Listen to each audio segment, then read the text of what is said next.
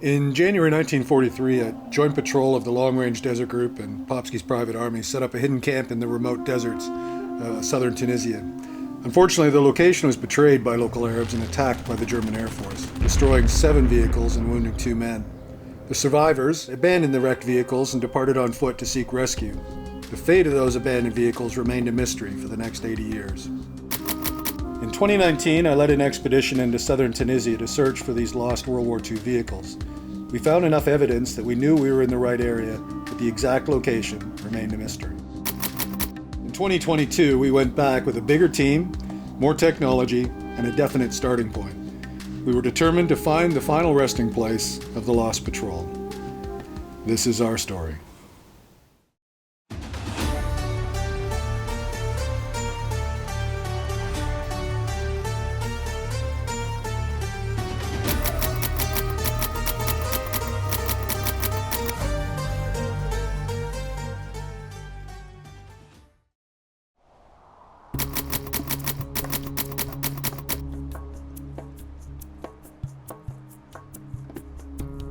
So I'm James Davis, and I guess I'm responsible for this rolling circus. So I created Popski's Private Expeditions, and it's kind of slowly grown into the group that you see now. So a lot of us are ex-military, and the one thing you miss from being a soldier is just having a group of people around that you get to bond with and go through challenges with and you trust. I miss that in my life. So when we do these trips, the thing I get out of it most is just having a good group of friends, all with a spirit of adventure and all, giving it their best to get through something challenging. My name's Andrew Carver. I live in Tenerife. I was originally from the United Kingdom, and I'm a commercial airline pilot. My role in the expedition is I'm the principal navigator, and I'm here to support James with navigation and operational planning to ensure that the mission succeeds. My name's Alan Hall, and I'm a freelance health and safety consultant. I'm on this expedition because I've always been interested in Popski's Private Army. My name is Bill Morgan. I'm from Liverpool originally. I run a structural steel business. I'm Martin Veal. I come from Bath, UK. I'm a consultant, and I used to be a local politician. My name's John Manning. I'm from Salisbury in England, and I'm retired. I did 24 years in the military, and then I became a design engineer, designing aircraft modifications and repairs. My name is Sasi. I'm originally from Sri Lanka. I live in the UK, and I'm here to have the adventure of my life. I'm Steve. I'm a social care consultant, work with children, and this is my first time to Tunisia. My name is Agustin. I coming from Spain, and I just was working as captain of merchant ships. And the last 9 years I was in maritime rescue. My name's Andy Bush. I'm from the Midlands in England. I'm a retired live events and video production producer director. Hi, my name is Cole. I'm American, obviously, but I live in the UK with my wife, Lisa. And I'm a retired US Navy Chief Petty Officer. Hi, I'm Lisa from the UK, and I've been with Leicestershire Police for 22 years as a communications officer and dispatcher. Thoroughly enjoy my job, but my passion is travel.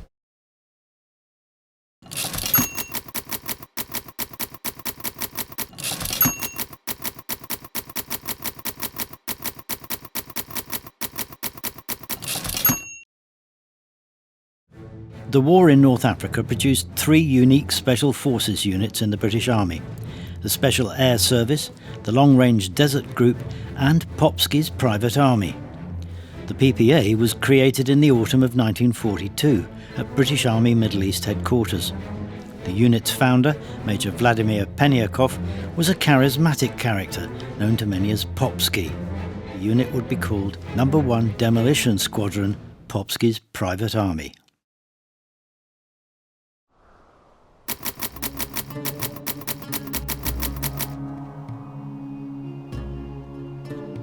When we get down to dues, we strip all the roofs and doors and windscreens off the trucks so they go into desert trim.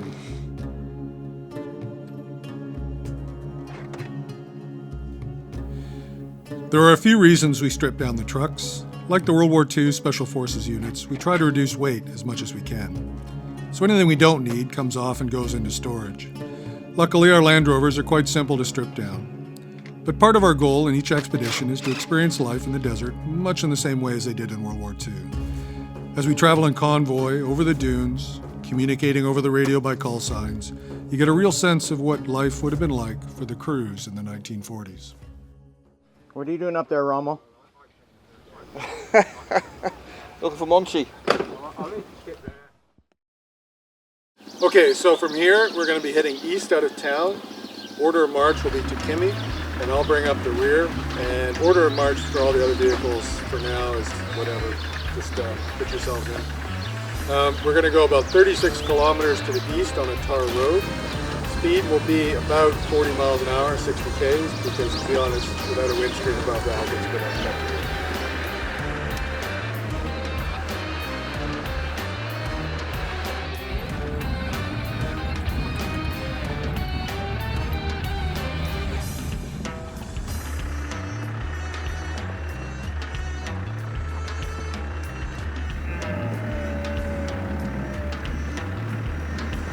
Camel jam.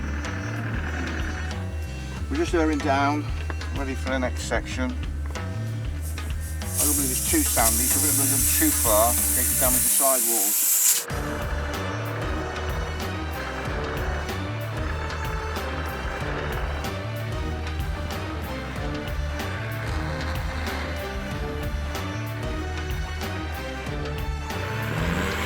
When the SAS, the LRDG, and Popski's Private Army reached Tunisia in 1943, they discovered the sand was unlike anything they had ever come across in North Africa. It is finer, more powdery than in Libya or Egypt, and they found navigating through it extremely challenging. Our first few days in the desert was always going to be a steep learning curve. Everyone had to learn how to recover stuck vehicles, and teamwork was key. Good job, John. The desert can be just as hard on vehicles as it is on crews. We come to the desert with a good selection of essential tools and spare parts and can repair most anything.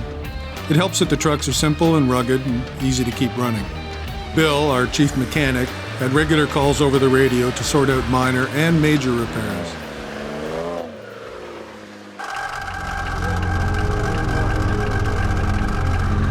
Bill, this is to Kimi, do you copy? Roger, send Bill to our location, please. Jimmy, copy.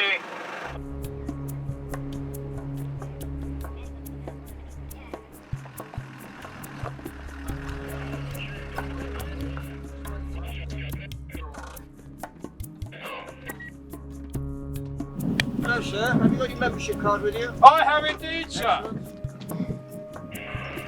Oh, you got it. Oh, that's not helping, is it? What's that? What, the bell? No, but yeah, but it's white going over. It's chewing a bit there, isn't it? Yeah, I'm worried that it's hitting the side. Yeah,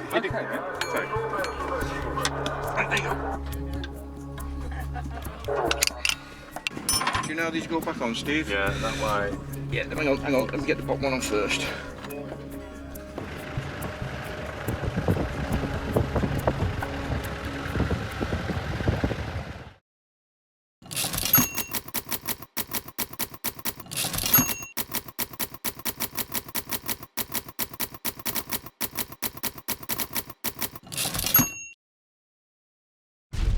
In early 1943, the Allied 8th Army was driving the Germans back into Tunisia, but they faced a difficult challenge.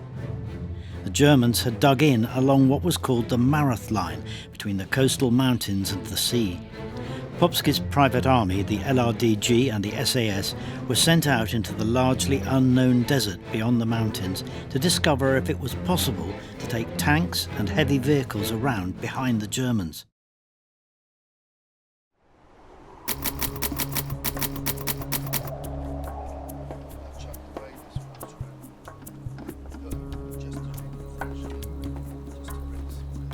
After years of being in military operations in the desert, now rain's quite common.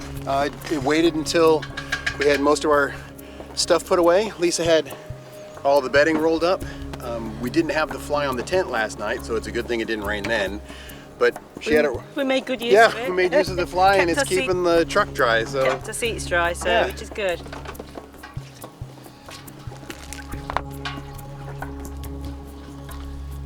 I didn't actually sign up for rain, I signed up for sunshine.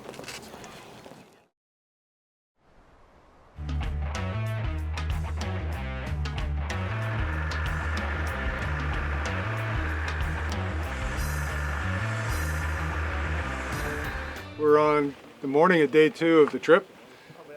We came to check out another Roman fort. Going back about 2,000 years, there was kind of a line of old Roman forts along their frontier to the south, battling the Bedouins coming out of the desert. So we hadn't seen this one before.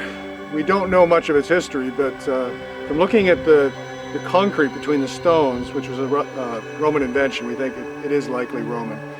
And this whole kind of trip is about history. I mean, a lot of it, the purpose of the trip is World War II history, but any history is important. And so we're going to keep looking at these Roman features as we find them, document them as best we can, and eventually that will then take us on to the main purpose of the trip, which is the search for the World War II lost patrol. That's really interesting being here on a Roman fort in the middle of the Sahara. Quite interesting purely and simply because as a Roman fort, here we are, we're commanding the high ground. You can see for probably 10 miles in places here. And I come from Bath, and it's an ex-Roman settlement. And that's where, you know, it was like a commercial centre and a leisure centre, you know, because of the Roman baths, etc. But this is an active fort on the edge of their territory.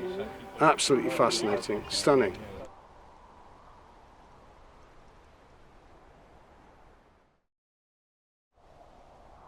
Navigating in desert terrain can be a real topographical challenge, especially in fluctuating climatic conditions. Got a 255 spot high marked here. It's probably our location.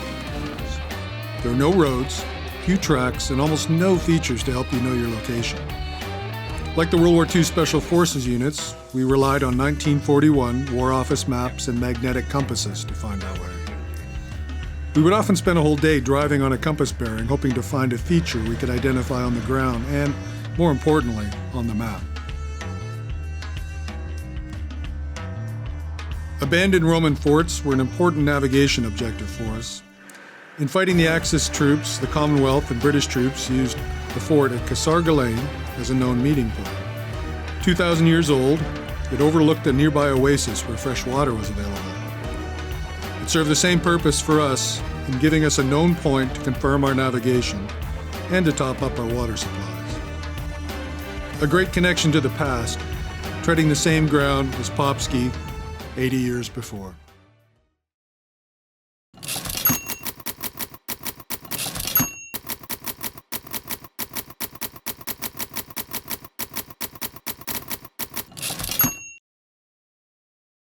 Popski was a methodical man, but was forced to work fast in North Africa. His newly created unit was thrown together in only a few weeks in Cairo and had to race across the Egyptian and Libyan deserts to get behind the retreating German forces. An LRDG patrol under Captain Nick Wilder had recently discovered a way through the mountains into the Tunisian desert, and the race was on to find a way back behind the German lines.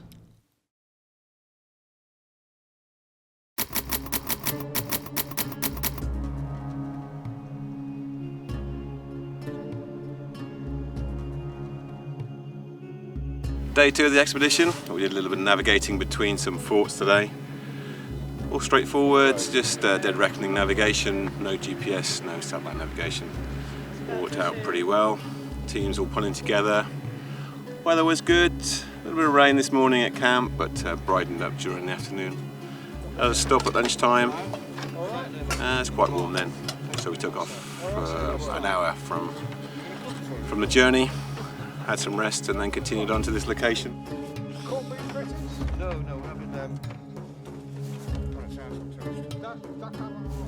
We also came across some jerry cans, but they're not called jerry cans, they're called flimsies, because they were rubbish, they were flimsy. They were used obviously by Allied forces in the desert for water and fuel, I believe, and tossed away when they didn't need them, and they've been there for 80 years. They're still there now, so it's just quite amazing, really. I'm cooking the onions down and the capers. We're doing a Moroccan meal that my wife taught me called tagine bibi de kefta. Like the accent? It's like a spaghetti type of mix, you know, with a bit of a Moroccan influence, and then we put eggs in it as well.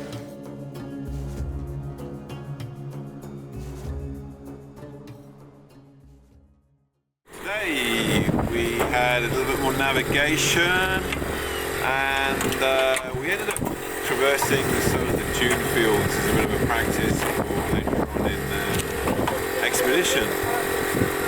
Right at this moment we're just dealing with a little bit of weather, so we'll make a quick run into Sahara Lane and seek some shelter. You got the electric pump out? Yeah, it's been fantastic today. I've watched everyone get stuck, except me. I got out the dunes unfazed. It's been good fun. Just riding out the sandstorm at the moment. So. It's slightly more inclement weather, I can't believe it. Twice in 2 days.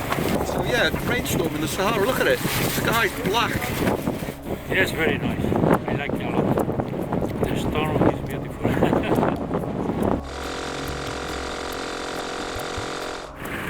So I think this is, it's pretty close to the northern body, which heads off to the northeast.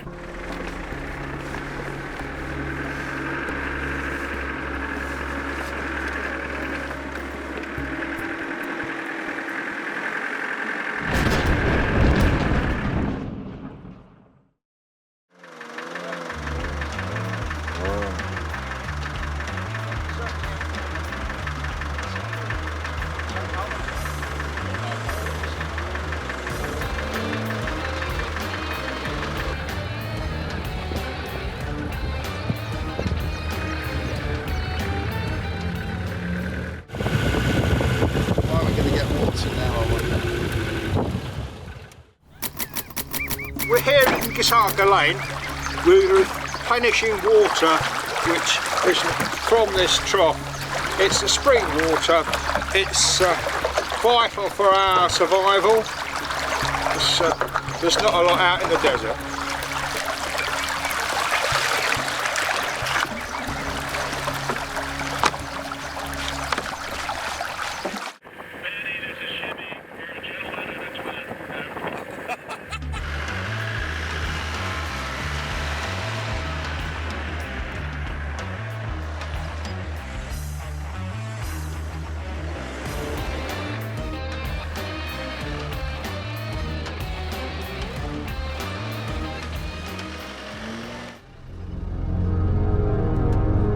Do we need to get it back to Sahara Lane? I haven't got... Is this a 200 TDI? Yep. Yeah. I got a head gas for 200 TDI, yeah, I got one for you. Oh, okay.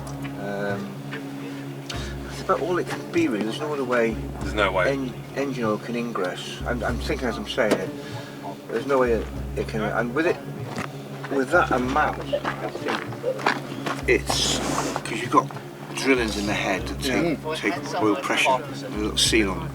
I think it's probably gone on one of them. Okay. Yeah. Between that and a waterway. Is the temperature gauge reading okay? Between the waterway and the oil, and obviously the compression as well is forcing No, the compression might not be into it. You've got 60, 30, 40, whatever PSI straight into your waterway. Your compression could still be good. It's a separate part of the gasket. If it was running normally and you didn't notice, then it's probably just... Yeah, that's what we'll have to do. We can't really chance running it. Shortly after topping up our water at the oasis and heading out into the desert once more, one of the trucks developed what looked like a serious problem. Coolant that keeps the trucks from overheating was mixed with engine oil. After much debate, it was decided to tow the truck into camp for the night and have a better look. Strangely, I was never concerned that we couldn't fix the problem. It was just a challenge to overcome, another opportunity for the crews to come together and solve a problem.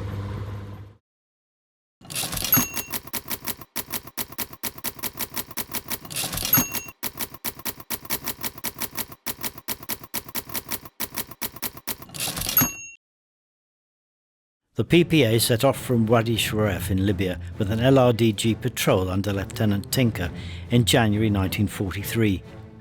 Crossing into Tunisia, they soon encountered the Grande Ergue Orientale, a massive sand sea with dunes 100 metres high that proved impassable. Forced to search for another place to set up a hidden patrol base, they came across a feature on their maps known as Karat Ali, a small hill on the edge of the sand dunes. Here, the joint patrol made camp.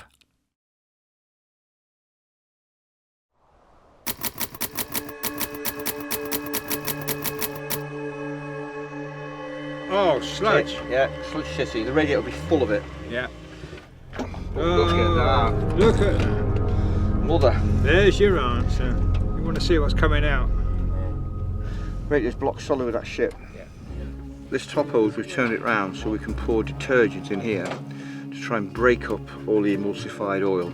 Because the emulsified oil remains in the fins of the radiator, it doesn't cool. So we've got to try and get rid of most of that as we can. So I'm going to try a little bit of fairy liquid and some hot water. I asked John if he had a bit of 3/4 pipe that we could place this out with. Not only did he have a bit of 3/4 pipe, he had it the right shape as well.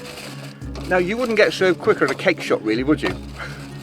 Thank you, John. You're welcome, Bill. You're very welcome, sir. Is that in with the price? Yes, all included in the price. Right. No wonder Concord cost so much. You took it all home, didn't you? I'm going to put a bit of fairy liquid down there, water, and run it. Yeah. I hope this cures it. Let's hope so. Sweet. See, the difference between a surgeon and a mechanic is we can do all this, and we can change the pistons and the crankshaft and the radiator. A surgeon can do it with the engine running. You're full of crap. Thinking around you. Got it? Yeah.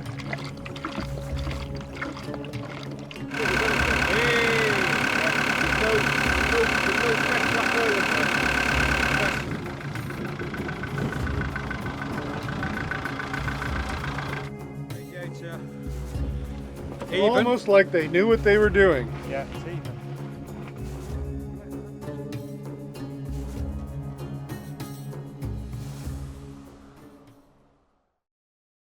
We are at the end of stage one, which was our move down from Europe down into North Africa, down from Tunis and into the desert. It's been a challenging stage. We've had some wildly different terrain. We've had some horrific weather. We've had sandstorms come through, cold mornings, stinking hot afternoons, and it's been kind of interesting all the way along to see how, especially the new crew, react to all that, because that kind of weather when you're in open top trucks can really hit you in your drive and your motivation to carry on. But it's been a great group. They've soldiered through it all, and the thing that has surprised me at the end of every day, it's all smiles. It's all great stories from the day, and people, laughing at a bit of screw ups that each other have done. And so between the weather, the ground, the changing terrain, small breakdowns, it's been a good haul getting here. And so everyone's really motivated to kind of get on with the reason we came, which is stage 2, which is search for more relics and information and history of the Lost Patrol.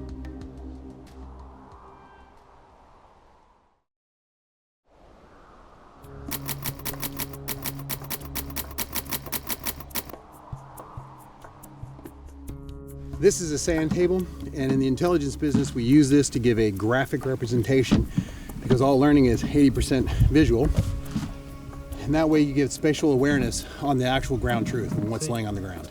Round of applause for Cole for putting this together for us. Enthusiastic cheering.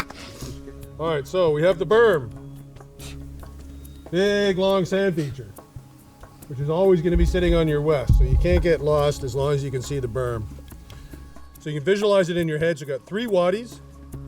We got the fan-shaped one, the area we're primarily working in. We got the berm on the west.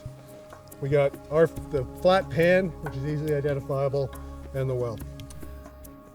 Okay, the mission is to find the World War II vehicle hide at Garrett Alley. Dun dun dun dun.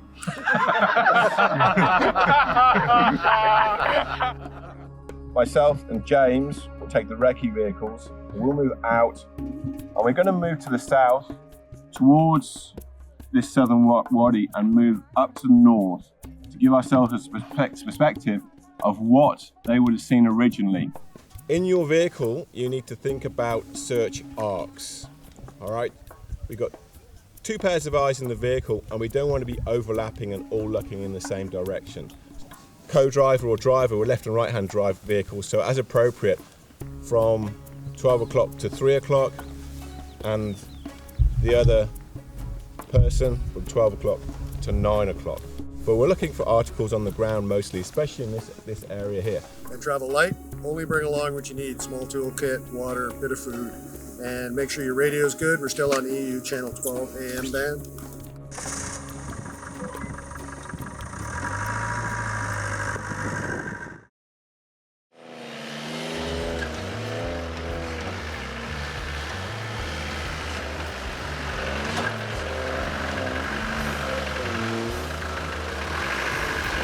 Day 4, we've been pushing through a lot of very soft sand, and the engine the cooling system has basically overheated. What's happening? It's pressurized the header tank, which has dumped some water. Luckily, we've been able to cool the engine down with the electric fan. We're now waiting for the header tank to cool down a bit. We can then open the pressure tank, but we don't want to do that until it's gone cold, because otherwise you've got a serious safety issue, someone getting scalded. Once we can open it, we can then top it up with water, check it, and then carry on.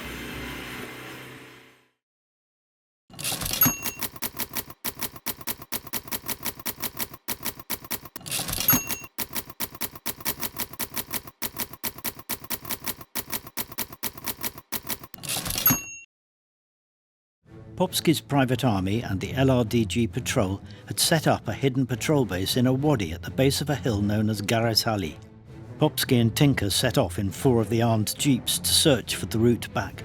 7 vehicles, including a PPA Jeep, 4 LRDG Chevrolets and 2 3-ton supply trucks remained. Little did the crews know that they'd been seen by local tribesmen who would sell the information to the nearest German outpost.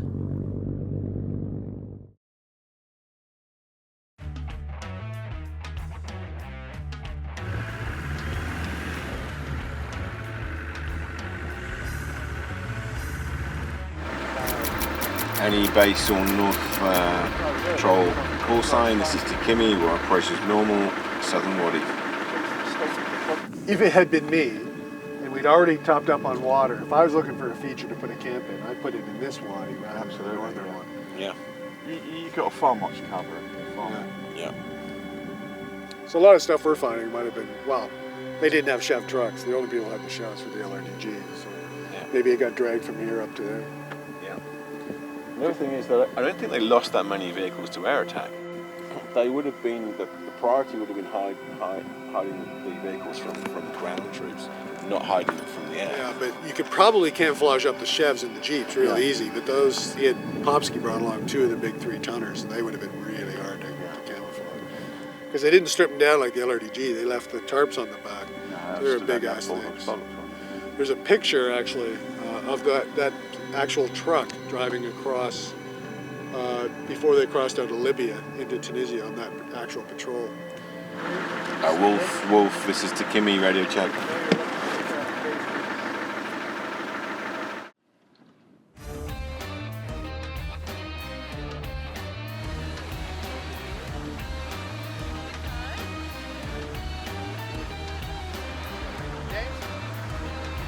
We're getting out of the way, yeah.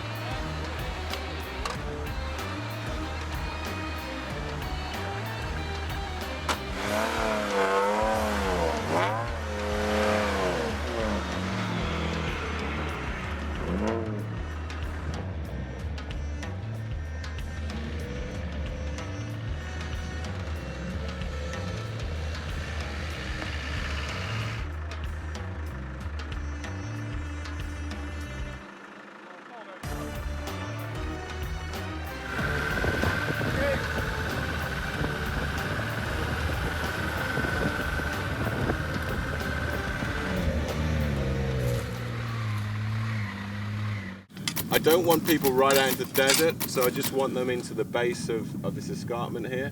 If anybody sees anything, shout, Treasure. raise your hand, and Bill will come along with a metal detector and scan all around that area.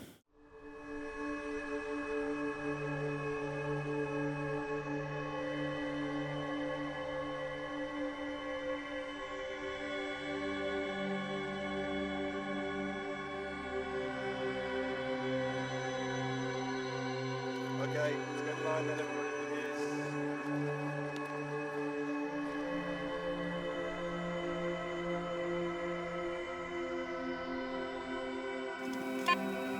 So you can just get a big pile in there, cut into small pieces of metal. Yeah. Yeah, off you go. Down to you. So take your shoes and your spade away.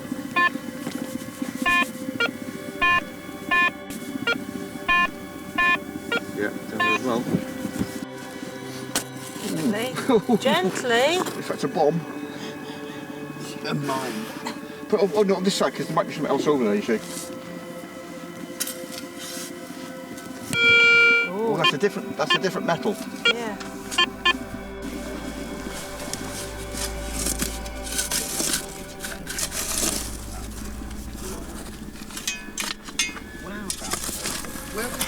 Something just. But what it was,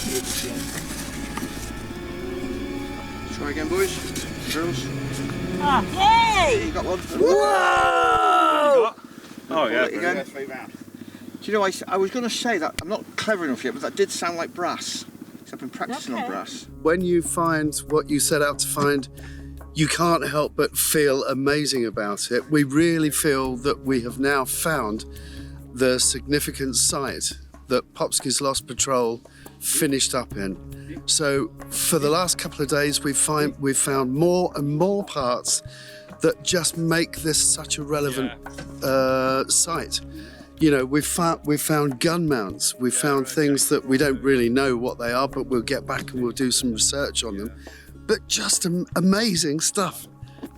I'm really excited to have been here in the first place, but now that we've found this particular depression and being able to pick up some of these pieces that are, 80 years old and product of a huge explosion, it's really terrific.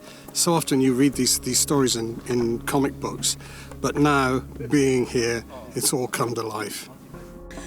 I feel elated that we've found so much stuff in a small area. It's just so exciting.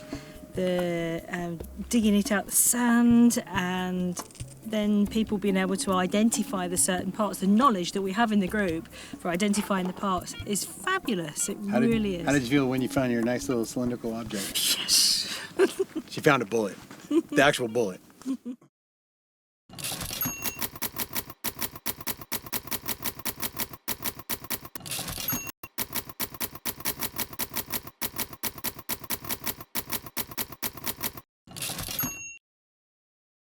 The crews waiting in the patrol base expected 3 quiet days, but on the morning of the first day, 2 German Messerschmitt fighters flew low over the hideout.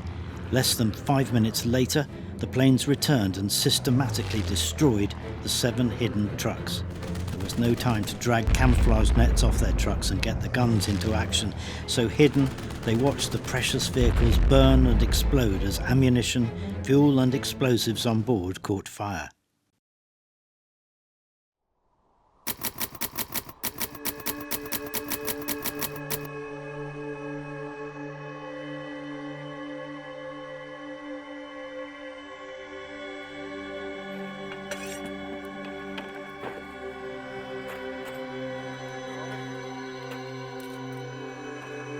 The objective here is there will be nothing left here that hasn't been discovered in the next couple of days. So that's our objective.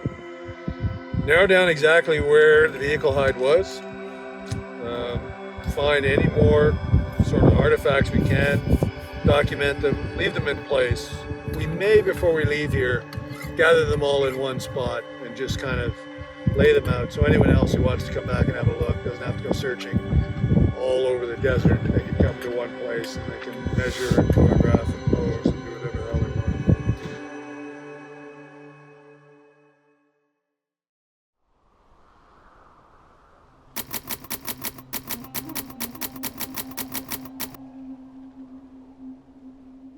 Well, it's the morning of day 3 here in Sahara Desert. And it's another day of searching for more artifacts and information about the lost LRDG PPA patrol that was ambushed here at Sahara Desert. And so yesterday was actually a really good day. It was our first full search day.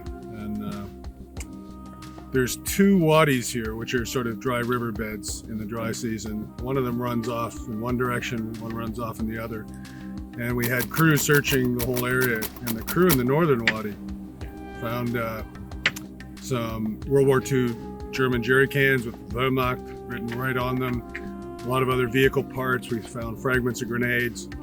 And we scouted the southern wadi, which fit the description really well of where the wartime hide was. And so we're going to continue the search today. We'll start this morning in the northern wadi, following it up, and in the southern wadi in the afternoon.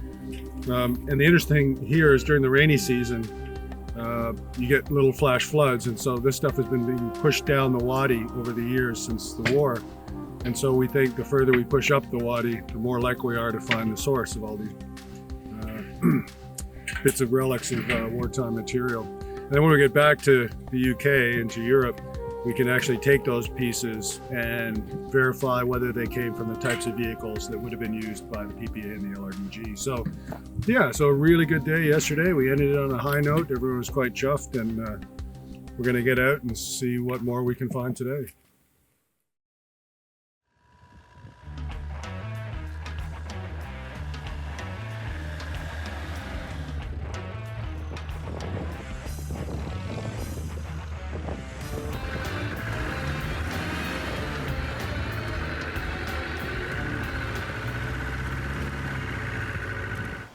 You don't need to. No, I think what I'll do, boys. Why did I break it? I wasn't even driving. I need to first of all remove the broken piece. Get that out of the way. That's going to allow the broken spring to sit squarely, albeit 2 inches lower.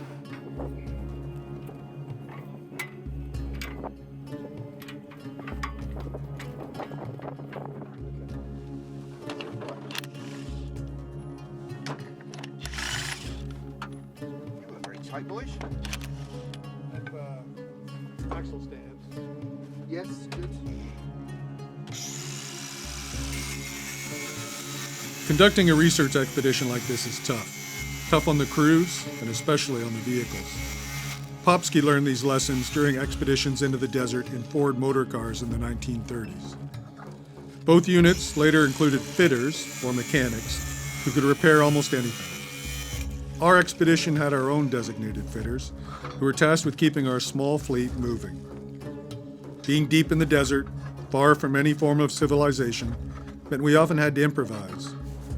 Fortunately, most of our vehicles are ex-military Land Rovers, which are extraordinarily tough and easy to repair, much like the Chevs and Jeeps of the LRDG and the PPA. Yeah.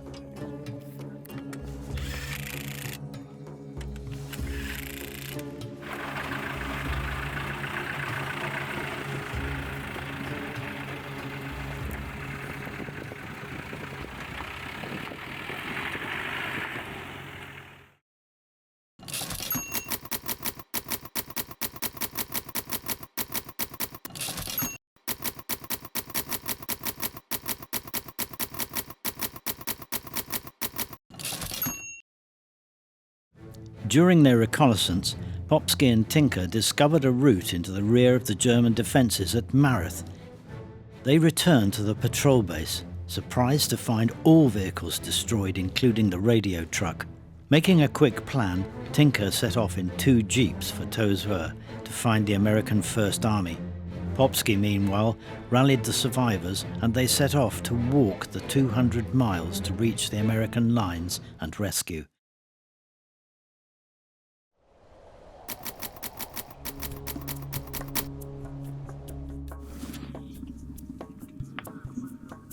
Ooh. Can you tell what it is yet? Hey. Well, again, it's been subjected to a lot of force, a lot of heat. Awesome. Find something like that. That's cool. Great find.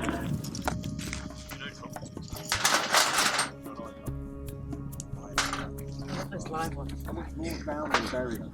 It's a big hole.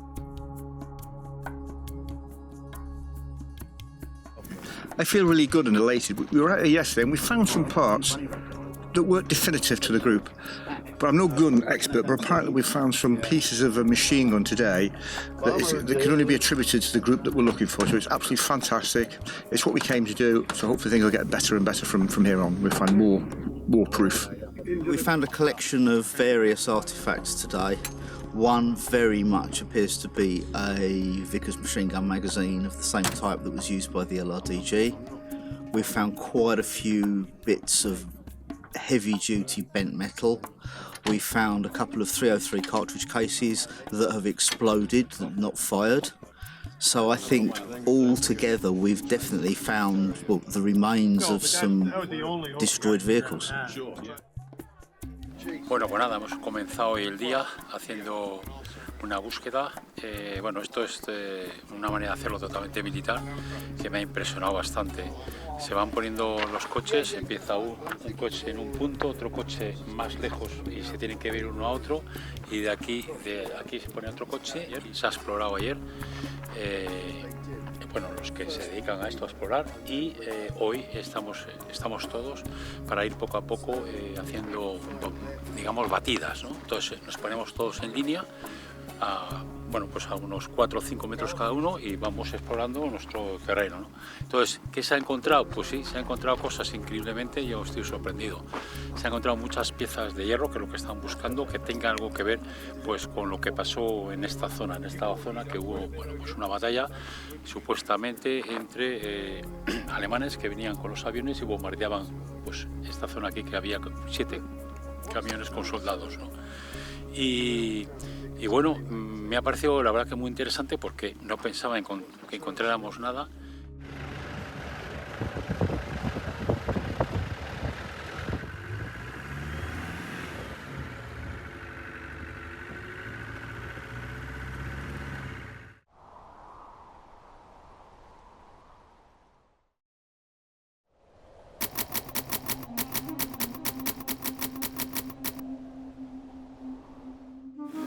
I can say thumbs up success. So yesterday was a really great day. We had a bit of an indication that people found some more parts, and we thought, oh, that was great 2 days ago. So yesterday morning, the entire team went up and we formed a line, we swept through the area, and we just found more and more bits from the old Lost Patrol. And it became really exciting when we found the ammunition drum of a Vickers K machine gun, which was really only in this area used by the LRDG and Popski's Private Army. And so just throughout the day, more and more evidence piled up.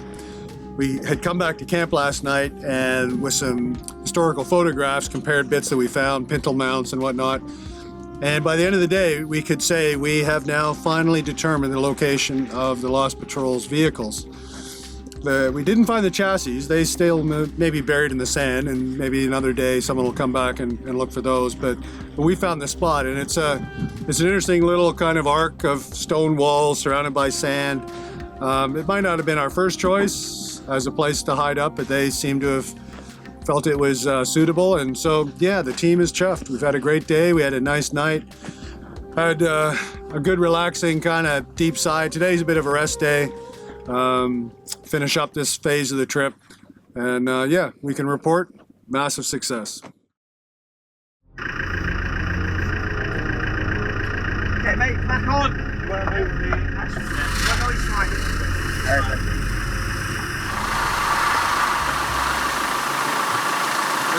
Don't take them off, John, till the wheels clear. I'm just backing them off a bit. Come on, you mother. John boy. Yeah, mate, what we've got to do is weld that back on. Nice clean break anyway. Could be simpler, could it? Just need to clean up.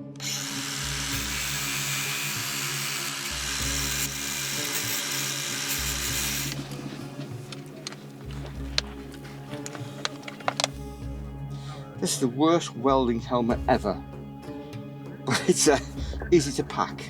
And it gets you into places that you couldn't wear a normal helmet. That's right.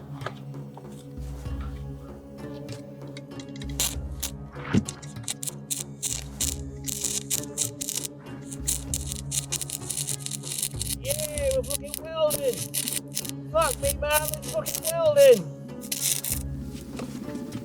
Oh, fucking hell. Burning Blow the it out. bush. That's quite a good weld, that, boys. All things considered.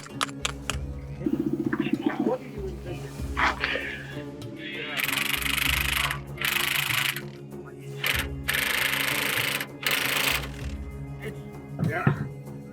Oh, sorry, I thought you said hit your head. Sorry.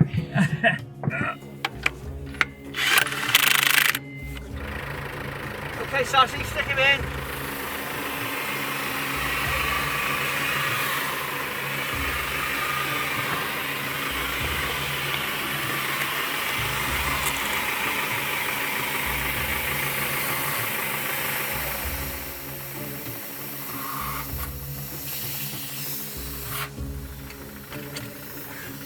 Okay, Sassy, take him off.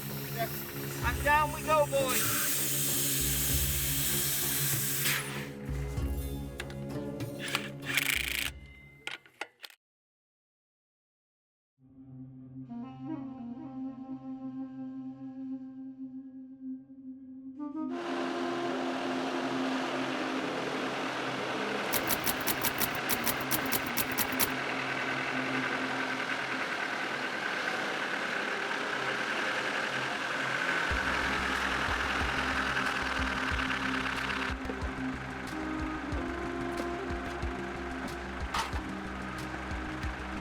The war did not end here for the PPA or the LRDG. Both had more adventures ahead. For our group, the mysteries of the deep desert would call us back soon enough.